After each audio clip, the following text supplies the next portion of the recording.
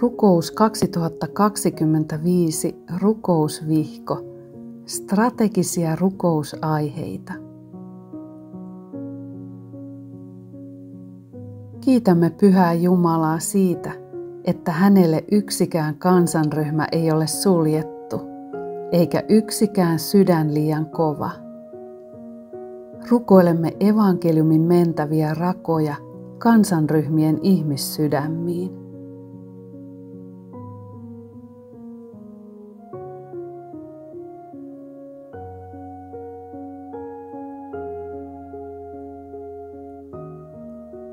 Rukoilemme kaikkien vähiten tavoitettujen pariin työntekijöitä kouluttavien Raamattu- ja lähetyskoulujen puolesta. Pyydämme Pyhän Hengen johdatusta, jotta opettajilla olisi viisautta varustaa lähtijöitä ja lähtijöillä rohkeutta, taidollisuutta sekä nöyryyttä evankeliumin eteenpäin viemisessä.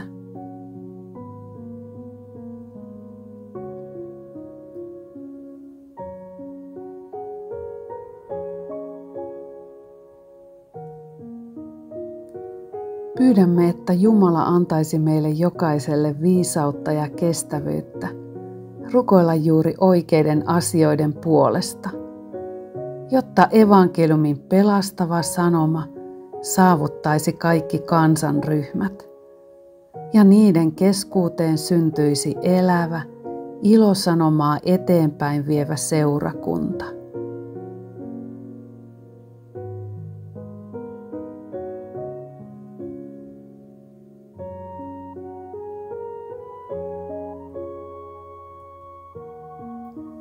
Rukoilemme, että yhä useammat seurakuntalaiset löytäisivät paikkansa seurakunnassa ja lähetystyössä, armolahjojensa, tilanteensa ja varojensa mukaan ja sitoutuisivat entistä rohkeampaan Jeesuksen seuraamiseen seurakunnan yhteydessä ja omassa elinympäristössään.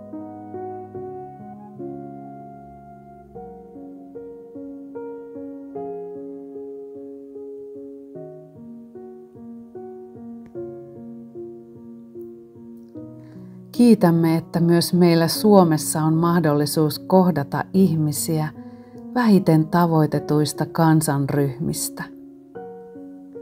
Pyydämme, että saisimme näitä kohtaamisia ja niihin Jumalan johdatuksen, jotta voisimme olla omalta osaltamme tukemassa heitä tiellä Kristuksen henkilökohtaiseen tuntemiseen.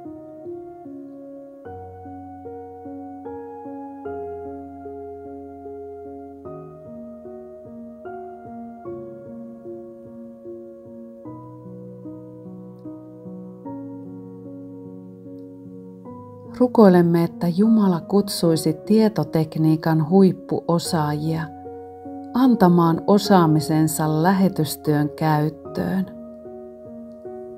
Pyydämme heille viisautta ja ymmärrystä kehittää toimivia työkaluja lähetystyön tarpeisiin.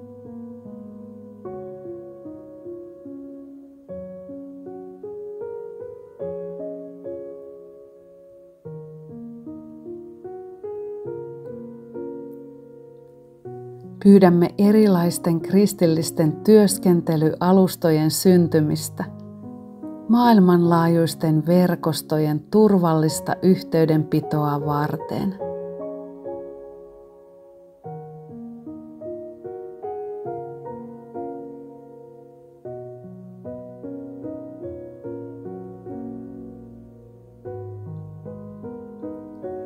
Maailmassa on laajaa pettymystä oman yhteisön ideologiaan, kuten valtauskonnon ääri-ilmiöihin tai autoritääriseen järjestelmään. Se enteilee suurta murrosta. Pyydämme Jeesusta ilmestymään pettyneille ja tyytymättömille ihmisille ja antamaan heille yltäkylläisen elämän.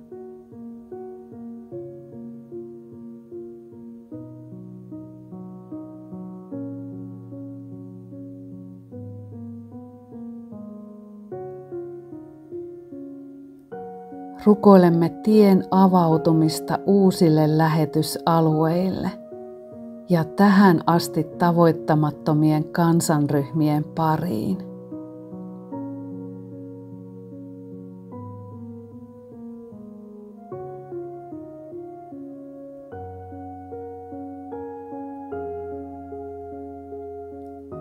Pyydämme, että evankeliumi voisi ylittää kulttuuriset ja kielelliset rajat.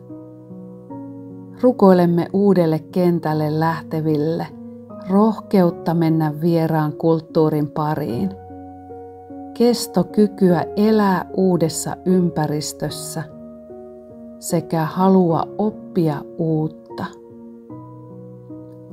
Pyydämme heille viisautta evankeliumin esille tuomiseen.